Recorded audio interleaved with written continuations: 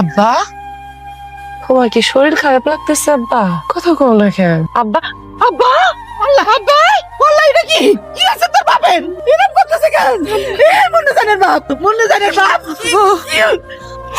আমার মাকে তুমি জান্নাত নসিব করো, সমস্ত গুনাহ খাতা মাফ করে দাও আল্লাহ।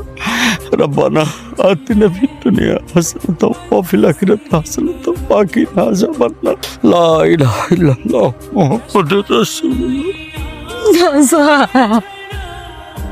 আপনি আমার আব্বার লগে জমি জমা নিয়ে অনেক মন খারাপ করে আছেন, আমি বুঝি।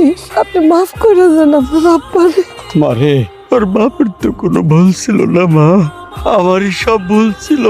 আমি সারাটা জীবন এই মানুষটারে জ্বালাইছি, অসুখ মানুষটারে কত কষ্ট দিছি আমি। তোর বাপ তো আমার ঠকায় নাই মা। আজ আমার ভাই দুনিয়া থেকে চলে যাওয়ার পরে আমি বুঝতেছি আমি কারে কষ্ট দিছিলাম, কারে আমি হারাইছি রে মা। চাচা, দুইটা বিষয় নিয়ে খুব আক্ষেপ হয়। কি মা? আল্লাহ এত কিছু থুয়ে আমারে মায়া মানুষ কেন বানাইলো?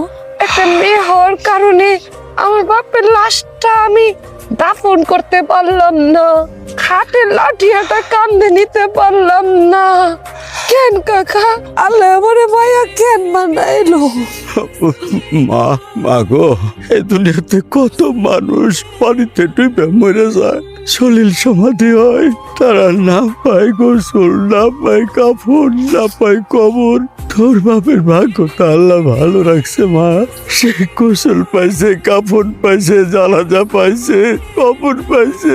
আর এই দুনিয়াতে চায় না মাঝে পয়সা দোয়া করার মতো একটা মানুষ রেখে গেছে। মাগো, এই দুনিয়া থেকে মুর্দার কবরে দুইটা আমলনামা পৌঁছায় যায়, একটা হলো সদকায়ে জারিয়া আর আরেকটা হলো নেক সন্তানের দোয়া।